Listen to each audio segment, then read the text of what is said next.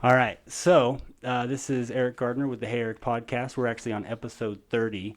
And today we have a special guest, Bruce Bilodeau, good friend from the cycling community. That's how I met Bruce, was just through different cycling connections. Um, but thanks for joining us. And let me do a little intro, and then he can fill in any gaps that he thinks need to be filled in that I screwed up on. Bruce is a cyclist and friend here in the Utah community. He's a very community-focused person and gives back in a lot of ways. Along those lines, he's announced for the Utah High School Mountain Bike League, NICA. He was at the beginning of the Crusher and the Tushar with Burke Swindlehurst, announcing that at that start line to make it memorable and fun for all participants when they start that endeavor and also when they finish it on top of Eagle Point. And for many of these reasons, and for just his attitude and stuff, he's also a member of the Salt Lake Crit board. As some of you may know, Salt Lake Crit is a nonprofit, and he's on that board to help us make that the best community event possible.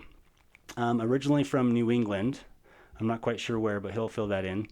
He works at the VA hospital in Salt Lake City, leading the pharmacology department. He's also an adjunct professor at the University of Utah. So thanks, Bruce, for joining us. And so let's start off. What part of New England are you from? New Hampshire, Milford, New Hampshire. Milford, New Hampshire. It's the granite city of the granite state. Okay. Then when I moved up to Utah, I lived in Sandy, and I lived in the granite section of Sandy, 2,400 miles away. So I like granite. That's good. So do you have like a granite stone that you take with you? I should have a granite stone. Keep it as like Absolutely. a centerpiece on your coffee table? Yeah, and it gets better. So when I moved up to Pine Brook, where you lived, right?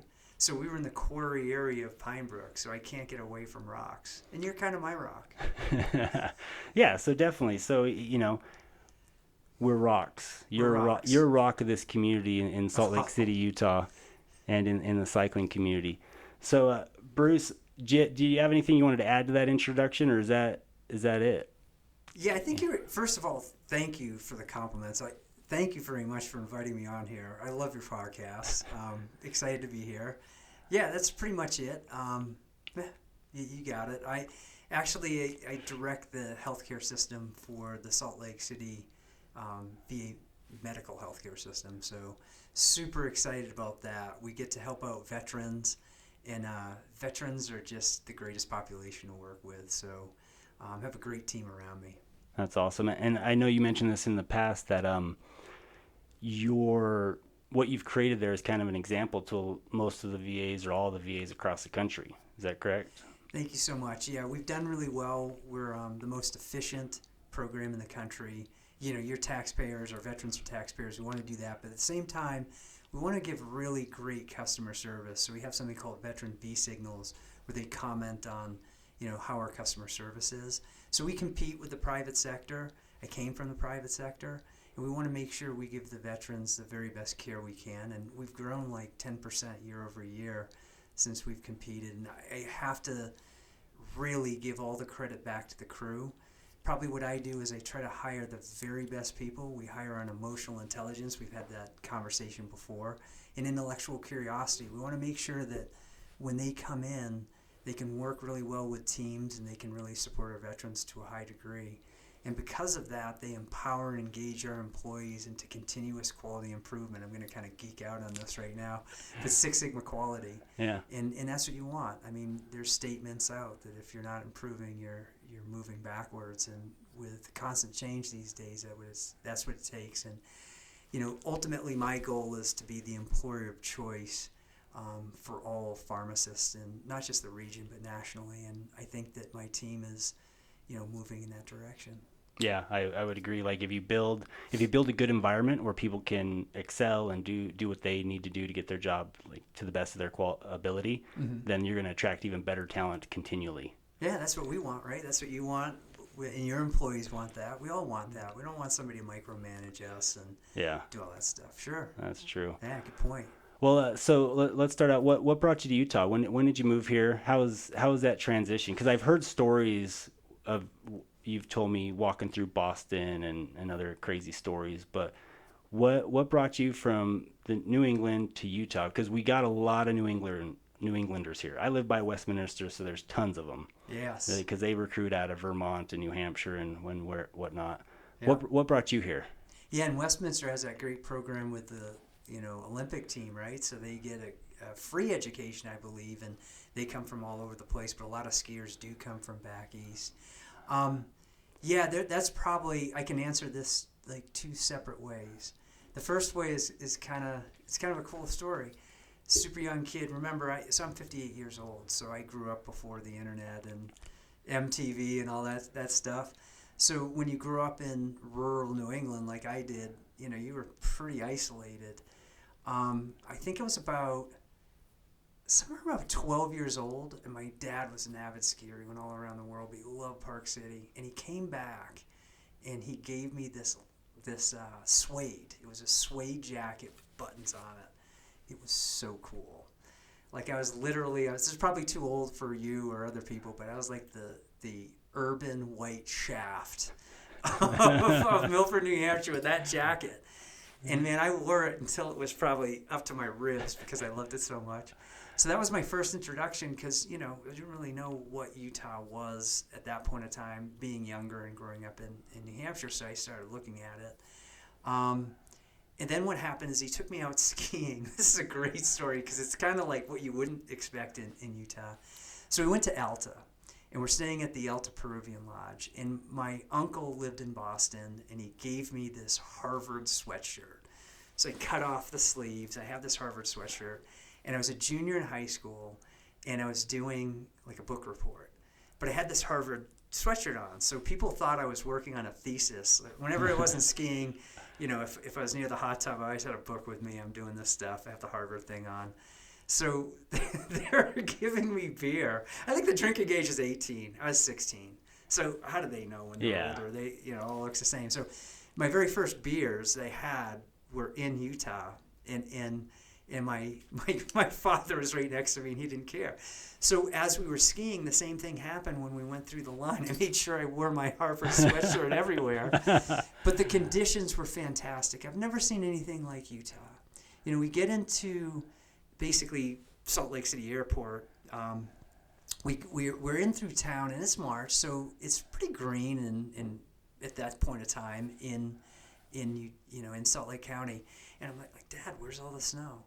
And then we just kept on climbing and climbing because you don't have canyons like this back east, right? You're not going to see this. So we climb up. I've never seen snow like that before, and it was perfect spring conditions. And it's the first time. My dad was a small business owner, and I never, ever heard him complain. Like, at one point, he went through a divorce with my mother, never said a bad word about her. But the one time I saw him depressed was the last day we were here at Alta, and he was so bummed out, and he wouldn't get out of bed. I never saw that before. And I'm like, Dad, what's wrong? He's like, I was so wishing we'd get snowed in so I'd have an excuse not to go home. So I told him at that moment, I said, I'm moving out here. Yeah. I'm moving out here. So that's part one of the story. Part two of the story was I ended up working for my father in Milford after I took a couple of other jobs. And at that point, I was going to take over the pharmacy, but instead, he decided to sell out. We were having a little bit of trouble competing with all of the chains that were coming in. So I offered the chain a pretty good deal. I said, I'll go to any store you want, and I'll help develop those stores and just move me along. You can just pay me as a manager, and I'll help you as the regional manager. I don't think they really needed that position. So I said, well, I want to move out west then. And I said, what chain should I work for? And this guy actually was a defensive back for Wyoming. I don't want to say that here in Utes country. Yeah. But he told me Smith's Food and Drug. So came out, I worked in Tooele. Then I worked in West Salt Lake, and then I ended up managing some stores and moving up through Smith. So that all started with my father, and I ended up coming out 9 years after that. After that ski trip. After that ski trip. Never moved. My dad loved it. Yeah. Dad loved it. Glad that you moved here. Glad I moved here. I have a picture of him in like 1958. It's so cool. I wanted to bring this in so everybody could see it. But it's him in High Rustler in 1958 with wooden skis and leather bindings and leather boots and like a wool. Like, I mean, he is skiing this stuff. You had the Alberg technique. You've got to you got to move your upper body back then. Now it's just, all ankle action. But Yeah. you had to be an athlete. Really cool picture. Third generation with my son being in the business now. So, That's history. That's a lot of That's history at history. Alta. Jeez. I owe him a lot. That's a long time. Yeah. I didn't get to Utah till like 95. And you came from California. Came from California, but we didn't even ski before that. I didn't start skiing till I was probably until 98. You're so handsome. I say that with all due respect. I appreciate how that. did California ever let you go? You should have been in Hollywood, man. Well, no, my dad, he got me out of there. He was trying to raise me as a cowboy in Los Angeles. Yeah. Boots and a bolo tie and whatnot. Yeah. But Utah was a more rural community, so he was excited to get out here. Oh, we're urban cowboys for sure. That's absolutely. Yeah. Well, good. So it sounds like the pharmacy thing then originated with your dad. So was he a pharmacist also? Yeah, totally different situations between my father and I. He dreamed of being a pharmacist and was a tall guy. I'm not. I'm 5'7". He was 6 feet. I think he was 6 feet when he was 14. And he said he was 16, and he worked in a pharmacy. And then when he ended up, graduating, they figured it out, and they were kind of ticked off at him. But he always wanted to own a pharmacy. He ran Walter Reed when he was in the military, which is, really a big hospital for the military, and found a little pharmacy in Milford, New Hampshire called Bolter's. And, ended up buying that from Mrs. Bolter and kept it, the Bolter's name. And kind of a cool thing, he was 25 years an owner at Bolter's when I was 25 years old and 3 years into mine. So it was the 25-25. But me, I'll probably retire when I'm 62, 63 in a few years. He never wanted to retire. He was still working at 79, and he was so bummed out the day that he couldn't work anymore. The last pharmacy he worked in kind of shut down. It had to be a little bit slower for him to work at that time. Yeah. And unfortunately, he lasted, until he was 1987 before he passed. And I think that had a lot to do with it. Not working. He loved pharmacy. Loved it. And I owe so much to him. Some of the things that I established at Smith's Food and Drug were some of his early ideas that now Kroger took over. And some of his philosophies, too, that I have at the VA today. And then skiing and being out here. Nice. Yeah, owe him a lot. Yeah, that's true. I always say, it's because of my dad and all of his sacrifices I've been able to do what I've done. Like, I stand on his shoulders in every facet of my life, and I truly believe that. And he gave up a lot. Yes. He worked till he died, basically, too. Yeah, they did. That age group, especially for what they saw. And I've seen you as a father. This is an honest compliment. Your kids are reaping those rewards too. I know why you're successful in business and with people and with, the Salt Lake Crit. It's who you are as an individual, and your kids are lucky to have you as a parent. Honestly. Oh. And your wife is pretty cool when she's not beating me up. Yeah, that's true.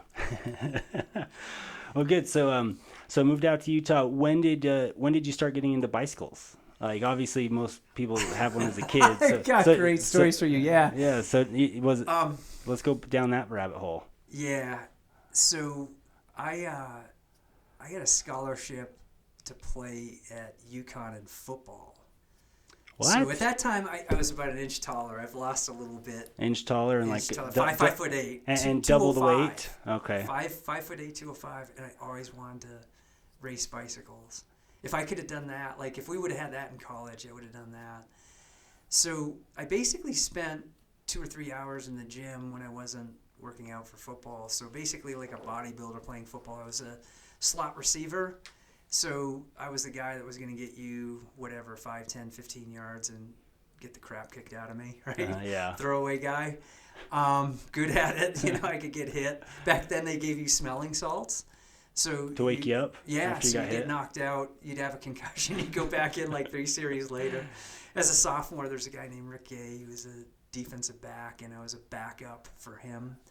And it was like almost every other game I was going in for 2 or 3 series, which I loved offense. I loved giving it to people. I did not like the receiving end of I don't think I was quite the defensive back that I was as a receiver. So anyway, I got out here raising kids, trying to develop my profession. Really didn't have time to ride. I my ex-wife bought me a mountain bike. I did it a little bit, ran a bit, but ultimately, once they were a little bit older, I dropped, 75 pounds. I got down to 130 pounds.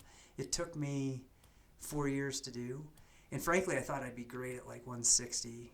I could not compete. Like I was not even a Cat 4 or 5 at that point. And then once I got down, 145, 140, I got competitive. Once I was 130, I was really competitive. And probably lost a girlfriend over that. She was just like, you look like an Auschwitz victim now what I started with, and Yeah. but loved it. So that's how I got into cycling, and what a great community back then. Cycling was big.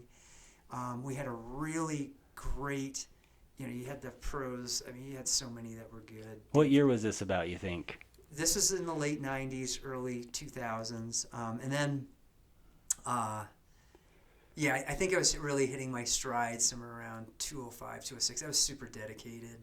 I don't think I had a cheeseburger, pizza, anything like that for 15 years. Oh, my God. Yeah, I was really dedicated. Had little body fat. Now I'm the opposite. I'm Santa Claus. Yeah, But, I eat pizza once a week. Yeah, and I try and be competitive. Eat it for breakfast. But you're lean right now. You really look good, and congratulations. I think on one of the first races of the year, you took a sprint out, and you attacked early. Yeah. Congratulations. Thank It's really you. good. It's a tough group you were in, too. Maybe. They had all raced the Cat 1s already, so some of them were worn down. At least that's what I was told. Yeah, whatever. That's their excuse. They didn't give it all in the race. That's true. It all in that one. We've heard that before. Yeah. Well, we all have an excuse why we lose every time, so it's part of the sport, right? Yeah, mine was it just wasn't as good. Yeah, same here. I just don't have the talent. Like, I got to do all this extra work because I have such a lack of natural ability. I love that. That's what I love about racing is, Dave Harvard, when he took over as my coach, I had Gardy at first, and he really gave me a lot of endurance. And then I got to ride with Gardy. Went to California, and then I chose Dave, and I was riding with him a lot. And really, I could climb just because I was so small, and I think I was intimidating because it's the opposite in cycling, right? Like if you're a climber and you're small, then suddenly, you're a bad man, right? Like it's the opposite of like everything else in life. But really, I was more of a roller. I ended up after Dave, I think 90% of my races I was in breakaways, and that mattered to me, and I wanted to start them, be in them, hopefully end with it. Yeah. But I had to then attack the breakaway group because I have no sprint. Yeah. So, and then I might not have been always the best climber in the breakaway group either. So I was a lot of fourth places. I did get, a decent amount of podiums, a few wins. But you know what, to be honest, if I knew I gave my best, I always felt like the group that I was with, they were so much more talented than me.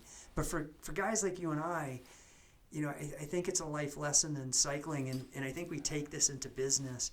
You can have some success if you really put your mind to it and you work. I had a great team. Andre Gonzalez was on that team, Scott Allen, and then I moved up into a different category and was like with Claw and Louis Riel and all those guys. All of those are so talented, so it allowed me to either be supportive or go out in breaks because they were saving themselves. Most of the time a break is not going to work, but when it does work, I snuck into a podium. Yeah. So that was kind of that gig. That's fun. Yeah. Breaks, that's where I usually get dropped.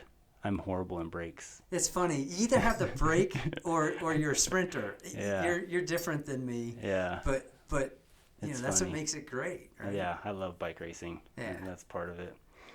Well, good. And so I guess the next question is, so you've done a lot of announcing. You've done a lot of interview style stuff. I know we mentioned NICA. We mentioned Tushar and the Crusher. I know you did interviews for the DNA Pro Cycling team. You did the panel for the State Park City thing. What kind of got you into that? Do you just like talking to people? I know you like talking to people. Like you call me all the time and we chat while you're on the trainer and I'm on the trainer. It's the highlight of my week. Yeah, so it's like, what got you into like that announcing or that interview role? Yeah, Thank you for asking this. This is bizarre. It just is. Well, I think about this a lot with all these, like even professional, like professional announcers like Brad Soner or Dave Sure. Toll or Tiff Pizzulo. It's like, Mm-hmm. it's a lot. It's an interesting profession because, well, at least in bike racing, it's like a very unique thing. It is a unique thing. And it takes a lot of research, takes a lot of due diligence. Like it's, bike racers aren't typically well-known people, I guess. Mm-hmm. So it's a lot of back work. It is a lot of back work. That is so astute. Yeah, 100%. So weird way how I got into this, and I don't know why, and I thank him to this day. And that was Terry McGinnis. So Terry McGinnis passed away for people who don't know him, but he was a legend around here, a coach of many, and an excellent coach, and sort of the old-time salty sort of guy. He was tough, and an amazingly nice guy. I don't know why this happened, but I was just watching a cyclocross event, and Gardy Jackson and Sandy Perrins. Now, Sandy Perrins, for those people who don't know Sandy, was an excellent rider. He had a ski background, I think he came from back east, but he might have been a Westerner, I'm not sure. But he had such lung capacity that he could climb and be holding a full conversation with people, which would get into their heads, like, I can't breathe. So when you're a climber, like sometimes, like say you were with me, you might be on a good day and you're suffering, but I want you to know something. Climbers suffer too. We just fake it better. So, like, when we talk, I might be taking a couple of deep breaths, and I make it sound so good when I'm speaking to you, but I only have, like, 3 breaths of I might be able to get out one sentence, but I make it sound like it's nothing. Yeah. But then I'm not going to speak to you for another 2 minutes, While you catch up. Exactly. Yeah. We play tricks on each other. Like, sometimes I'll go into a bigger gear when they see me go up front, and then as soon as I get to the back, I'm spinning a smaller gear. Yeah. Right? All those games. Yep. But anyway, so I was watching them and Sandy talk about somebody that can talk. He can speak. And they did a great job, and they were building cyclocross. And Sandy was going to leave. And Terry, just out of the blue, I didn't really even know him. He goes, "You're the guy. You're the guy that needs to go in there and work with Gardy. I'm going to ask them that you do this." I have no idea why he said that to me, but he was adamant. And, sometimes you have these mentors in your life, and I didn't even really know them, but they believe in you so much that you start to believe in yourself a little bit, right? Yeah. So I did it, and the very first time, Merrick Sean, who's running the series, I did it alone the first time, and frankly, the very first race, I was so pathetic. I was so bad. I mean, bad was like up here compared to where maybe I was. And he just kept on giving me these, like, just a couple of talking points, like, this is Heartbreak Hill or whatever he said. I guess it's the Boston Marathon. But yeah. So I worked through it and then just really hit my stride with Gardy. I felt that he brought a lot of emotion. He wanted to really, talk about the final sprint. So what could I bring as an analyst to this? And then I'm kind of a quirky, spunky guy, so how could I bring that while working with him? And then he left for California, and then I ended up mentoring a whole bunch of people, ended up working a lot with Ronnie Boutte. Love that guy. I know you know him quite well. You're teammates with him. Ronnie's a great guy. Art A-Train, worked with him a little bit, and various others. I think Johnny Sox was up there. Obviously, we had Bronco. So, God rest his soul. Yeah. But after he lost his leg, Matt Bradley, I thought, I went up to him and I thought I was doing him a favor by helping him to recover. Little did I know. I raced with him at one point as I was working up the ranks, and he was actually a better rider once he had, his prosthesis, and ended up being national caliber. And man, he just was a natural behind the mic. I am indebted to him. I mean, he elevated me more than I ever elevated him. And the things he did, I remember the first race, he used his prosthesis. It was mud. It was 20 degrees.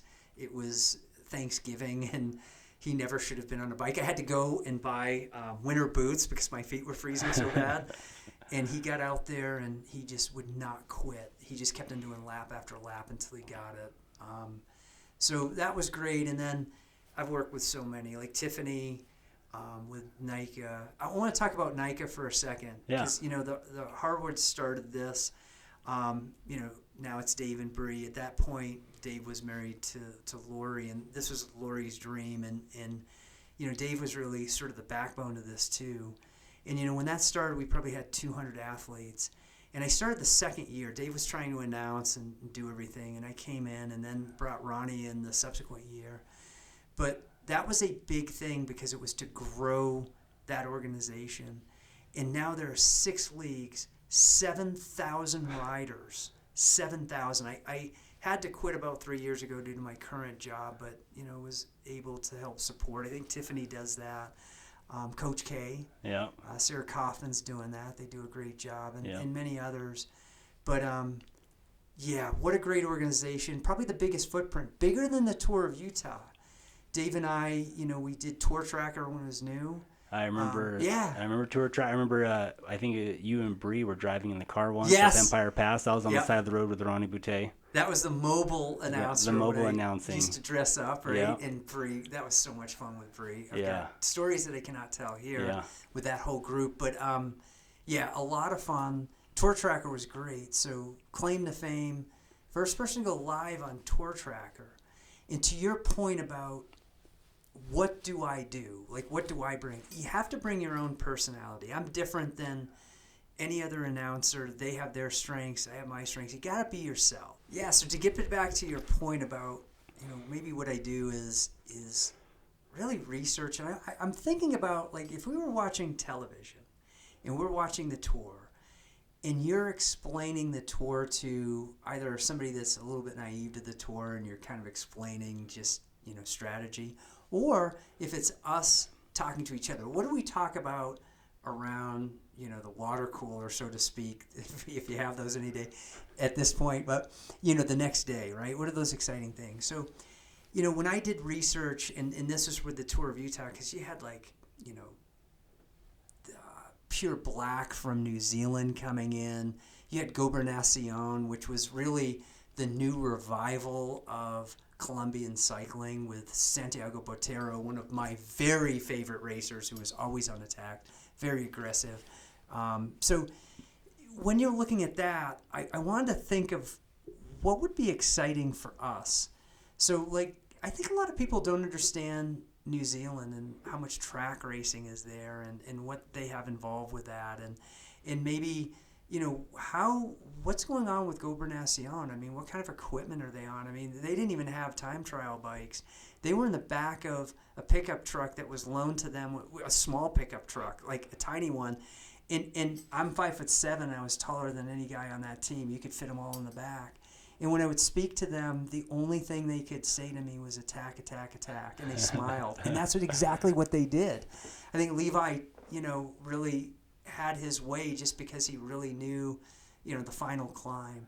But these are the things, a lot of research. So now, as I'm speaking, the director of Pure Black after said, "What are you talking about?" I keep on getting texted from all my friends back in New Zealand, like, this is great, and really it was incorporating the culture, incorporating different things. I think that Phil and Paul, of the tour, they always did a great job with explaining, like, sort of monuments and interesting things. So I wanted to do that for Utah too. As we went through Heber, I'm going to talk about the Heber Creeper. I'm going to talk about, the Timpanogos.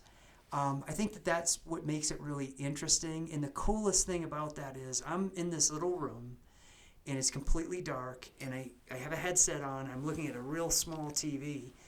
And it was so cool with Tour Tracker because everybody was mic'd up to what I was saying. So, like, if I said this is a breakaway and I really want to see if I could get a view of how they're pedaling, you can tell if somebody's faking it right now. Again, as I just mentioned, you go to the back of the group, and I'd get this side view. It was great. It was almost like I had a remote control. Yeah. So, like with DNA, what you mentioned, I wanted to just talk about, I'm going to hit with comedic timing and bring things from left field in an interview so that, the women are like, whoa, how'd you know that? Like, where did that come from? I think, one of the riders to be named later, she was a sprinter and did great with Red Hook, in Brooklyn. Yeah. And of course, I'm going to bring that up. But I also knew that she trained a lot in Tucson climbing. So she's climbing Mount Lemmon all the time. I said, what is a crit racer doing climbing? And it was all about the cookies. There's a great cookie place at the very top, and when it was cold, she'd eat half the cookie and put the cookie in her chest like they do at the tour with newspapers. Yeah. Those are what make interviews really good. Yeah. It are those things that humanize everything and bring a little bit of humor into it too. I think. Yeah, so you mentioned that relationship between Tour of Utah and then the athletes and the teams. So I hear about that a lot with the Salt Lake Crit and the ACC or the American Crit Cup between teams and events. It's like events, at least in bike racing, an event promoter creates a stadium for the athletes or the warriors to compete within. But no event or stadium necessarily tells a magnificent story. Like the stadium, while a stadium can become historic, etc., the stories of the athletes and what they go through to get there and to do and accomplish what they're trying to do, those are the stories that really grab emotion or that grab an audience. Because we talk about that this year, the American Crit Cup is doing a docu-series. Mm-hmm. And what if you did a docu-series about 10 race locations? Sure. How interesting would that be? But if you do it about the athletes, and what it takes to overcome and get through to get to those races, to compete in those races, the training, the cookies, the climbing of Mount Lemmon, the track in, Australia, New Zealand, like that sort of stuff, that is storytelling. That captures an audience, that captures imagination. So that's a really good point, and I see that still today with just the Salt Lake Crit. So. Yeah, and by the way, thank you so much for everything. I know this isn't about you, but I want to make it about you just a little bit. Thank you so much for what you've done with the Salt Lake Crit. There's a lot that goes behind it. You don't really speak too much about that. I know that you've put some of your own money initially into that, which a lot of directors do. What a great venue. I mean, these athletes are amazing. I would agree with you wholeheartedly. I'd add one little thing. Yeah, it is important to talk about the venue. Like where you have the venue is very interesting. I think there's a history behind that also. And I think there's also a little bit of history for people sometimes, like, what does go behind an event, like when you're putting it on. That is sort of interesting for the viewer, and I think to bring that up. But the athletes, they're like modern day warriors, right? I mean, they're just going into the ring, and what do? We always almost elevate them that they're not human, but then when you find out that they're human, I think that is extremely compelling because they've got to work through issues. And where I find that it's the most compelling is not physical. Either they have worked their way to get into that physical, sort of position that they can compete, but really it's mental. It is so mental. Even Michaela Schifrin in skiing, 88 wins, most ever, probably the best skier as far as form and outcome ever. When she lost her father, really it was those moments before she would, start the race where it was just silent, that's where she just wasn't concentrating. She wasn't thinking through every single turn. She wasn't motivated quite the same way, and it took her a year and a half, basically, maybe a year, to get back to where she really was. We're human beings. That was a huge loss for her. Yeah. And sometimes we think as humans, somebody has a bad day and it's like they're not a great racer anymore. Well, the person might have just had COVID. They might have lost their mother. Who knows what happened? Or they're having these mental gymnastics play in their mind. So speaking of gymnastics, was it Simone Biles, is that her last name? Mm-hmm. Who, was it 2 years ago, pulled out of a competition because of mental health or emotional health, and there was a lot of criticism thrown at her for doing that. It's like, you're a professional athlete, just go and perform. It's like, Well, it's a lot of work. I'm not a professional, so I'm not going to speak to that. But if she's got to take care of herself in whatever manner, and she's going to skip a competition, let it. I'm all for it. That was really a great comment, right? Yeah. Let's think about her for a second. She represents the sport. She represents the United States of America. She has the flag draped all over her, and she is loved by everybody, right? So how strong is she? I would argue that her very strongest thing that she ever did was that. Because she knew, the repercussions of that. Yeah. But what really happened there? Spatially, as she was going through space and upside down and turning, she really could not connect with when she was going to, basically hit ground. That is so dangerous.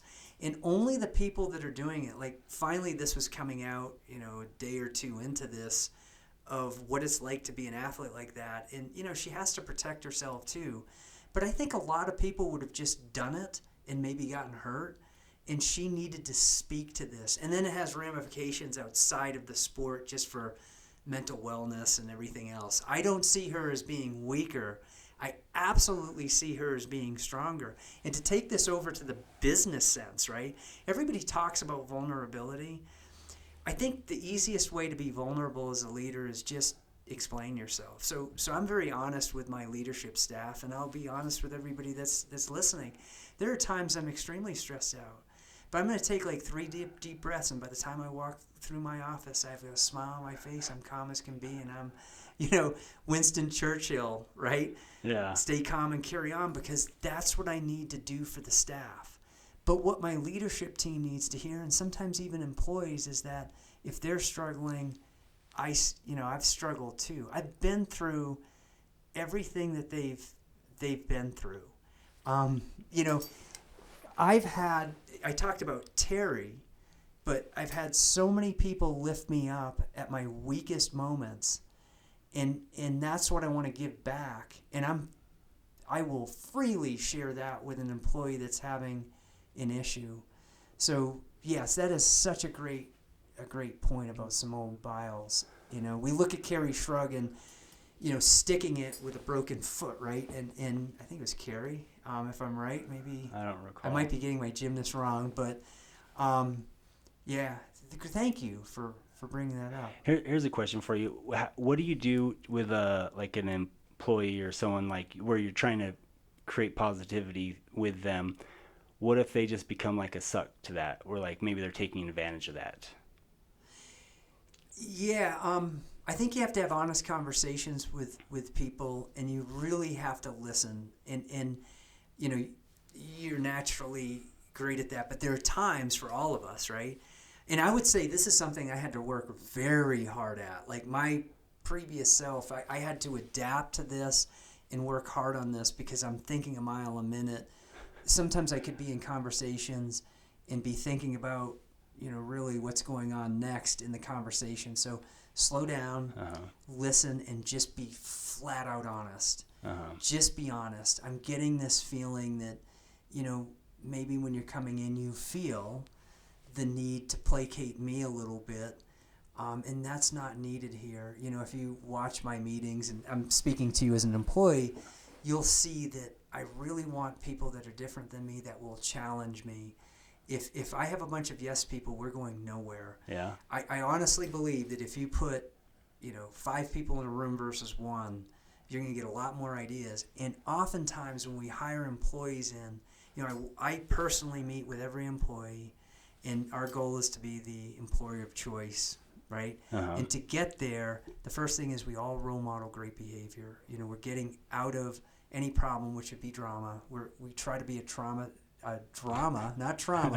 drama-free zone. The next thing is to be embedded into continuous quality improvement. And new people, when they come in, they're fresh eyes. Sometimes, and I'd say this is a blind spot for me too, we've gone through Six Sigma quality and we have a process.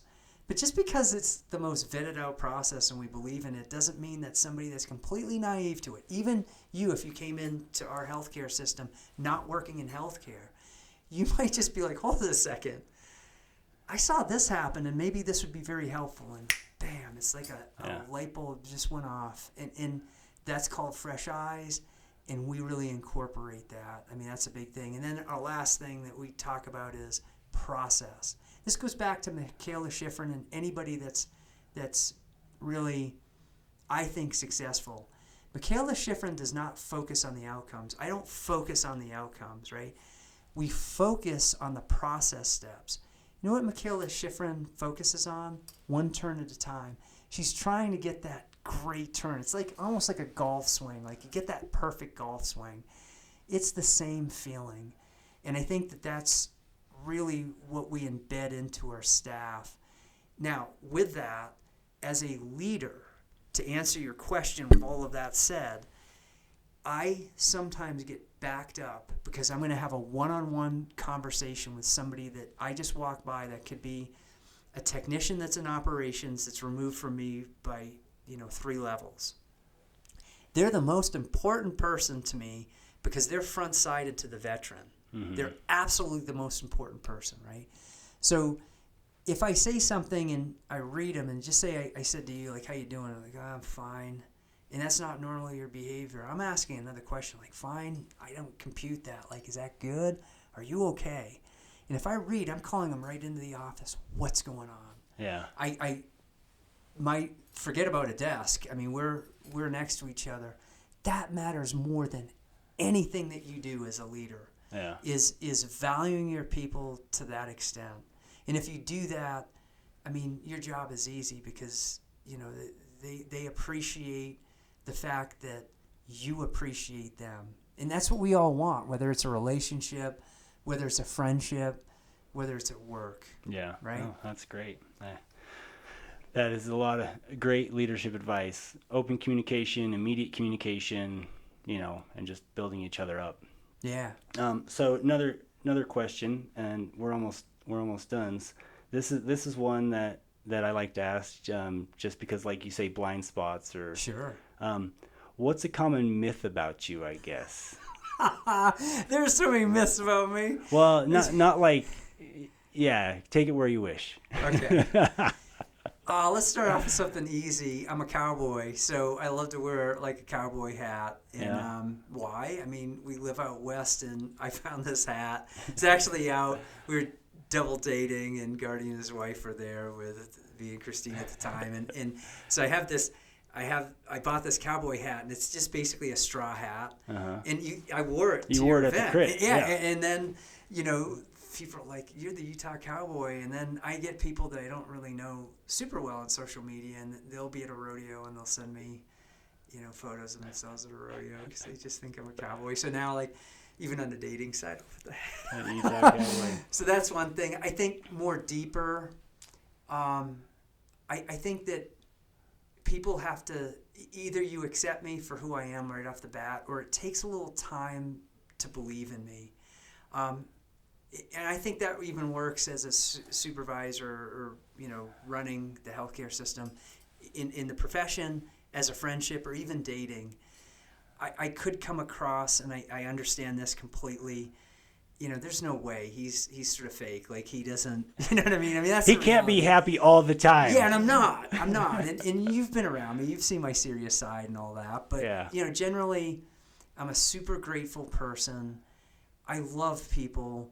And really what I'm showing you is exactly who I am. And that's not necessarily everybody's flavor either. It's not good, bad, or indifferent. Yeah. It's just, I think that some people I get in charge of and think of a character. Other people, they probably look at me with one eye, sort of like, this guy, he's got an angle. Yeah. You know what I mean? And I don't blame them. Like, good for them. Like, you should vet me out. Like, definitely vet me Absolutely. out. And I'm not perfect, and I do, I make mistakes, but I generally present exactly how goofy I really am. Yeah. No. Yeah. And it comes down to be who you are, and people can accept you. They can learn about you. They can love you, or they can move on. Sure. Like, and that's true. You can't necessarily be friends with everyone, right? If you are, then you're not being true to yourself. So I have a select group of friends, and you're one of them. And you know, for those that are close to me that I already know, and I'll probably make some more friends. But man, they're sacred, right? Right? I mean, you can be yourself. You only have so much time in life, and I'm the most fortunate guy in the world. When I wake up in the morning, it's not like I'm waking up out of bed and it's like, yeah, I get to go to work. But once I get to work, wow, my employees just charge me up. They're just so great. And friendships like yours just charge me up. And then I do have my downtime. There are times when I'm not announcing and I've got all the windows, you know, everything, the shades are drawn. It's dark. I'm just watching, like, you know, useless Netflix or, you know, whatever series and just winding down. So for sure that happens. Yeah. Well, cool. Well, let's, last question. Sure. Looking back on everything you've done and been involved in, because you've done a lot of really cool stuff, and you've done a lot of cool stuff, I think, for community reasons, like give back reasons. And that's big for me. Like, I truly believe in that. What's the biggest piece of advice you would give yourself, you know, at age 28 years ago, right. Or let's go 28 years ago, 70 years ago. Let's go by the 25 rule, the rule of 25. You, and by the way, giving back to your community, and I won't say too much about this, just the Salt Lake Crypt, but there's so much more that you do, and I got to, you know, see that a few weeks ago, and I have a little present for you too. So with regard to that, but you know, thanks for everything you do, and at such a young age. I would say a couple of things. My dad, he gave me some really good advice that took some years to figure out. That advice was, you know, the key to happiness is to live under your means. And I think, you know, I've always been pretty good at that. And I think he also was just to be grateful for little things. Now, this is a big thing, gratefulness. It's something that I have all over my house right now. I could give Simon Parsons some credit for this. You know, I listened to some of his podcasts, and yeah, he's a real, talk about positive. He's a real positive guy.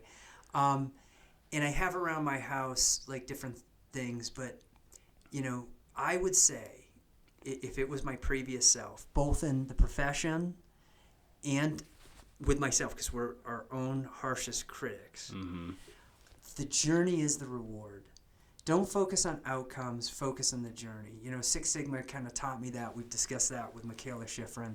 The journey is the reward. Yeah. Stop, look, go. Stop, look, go. Wherever you are, just stop. You could be in the middle of a grocery store. Just stop. And just get near a wall so you're not in the middle of everybody making this obvious, but kind of look around. You're going to see people with canes that suddenly you notice that they're in a lot of pain. Maybe they have back pain and it's chronic. You're going to see somebody in a wheelchair. So these are physical things. You might be seeing, you know, a parent having some tough times with their kids and stuff. Once you start observing others, you realize, you know, I'm pretty healthy right now, and yeah, I've got some problems, but you know, overall, I'm doing pretty well. That gratefulness is everything, and giving back, and it can be very, very small. You know, one of the things I'm really focused on right now as I'm getting older and I'm understanding this, you become more of a ghost as you're getting older. Like, you're younger like you, and honestly, you're a handsome guy, and you're going to get looks and stuff, but as you get older, you become a little bit more of a ghost. I'm really noticing, you know, people that are more aged than I am, and if I'm at a grocery store, if it's the right time and I get a feeling that they're approachable, I might, you know, speak to a woman and say, that's a beautiful brooch, you know, a nice honest compliment. You know, hey, you're trying to reach that, can I help you? Get into a little bit of a conversation. Same thing with guys. They need it just as much. They might be lonely. Man, you know, the grocery store, that's a great place to really help other people and just connect just a little bit. And you'll probably never see them again.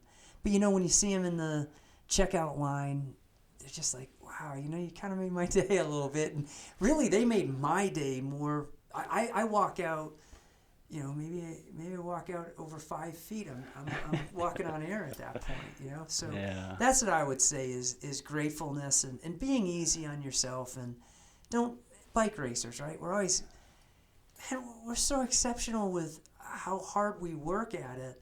And we're at such a, you know, you're so strong compared to the average person. But if you don't get the result, you're so down on yourself. What's up with that? Yeah.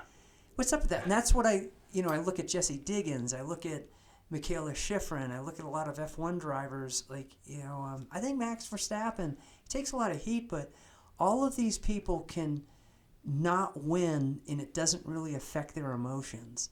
And, they'll support the other person that won. Yeah. So especially Schifrin, I mean, she is a prime example of that. Yeah. Very cool. But I would, just to follow up on that, positivity, gratefulness, like those are, I used to, I haven't done it recently, but I used to, every morning I would journal and do like 5 things I was grateful for, like a thankful. Sure. Like, and it reminds you. It reminds you of like how lucky you are. Mm-hmm. We're so fortunate. Yeah, and then just paying that forward to whether it's through a conversation, compliment. There's little things you can do to help other people that lift up their day. That it means a lot to strangers when you help them. Like if you help someone like strangers, it hits different, I think, and it can change the trajectory of their entire day. Sure. So being positive and supportive of strangers is huge. Yeah, and I love what you just mentioned, because the majority of the world doesn't know where their next meal is going to come from and has a water situation, right? I mean, we are so fortunate that our problems are real, but they're not really big problems. Yeah, that's true. Well, Bruce, thank you for joining me. This has been a great conversation. I've learned more about you, and we've talked a lot. We've hung out a lot. We've partied a lot. And that'll be for an off-recorded conversation. But thanks for joining me, and we'll see you later. Thank you so much. Number 30. I know, wow. Right? We'll get up there eventually, as old as I am. Man, you're going to be 300 here soon. Oh, my God. Thank you so much, Eric. Yeah. Thank you, Bruce. Bye-bye.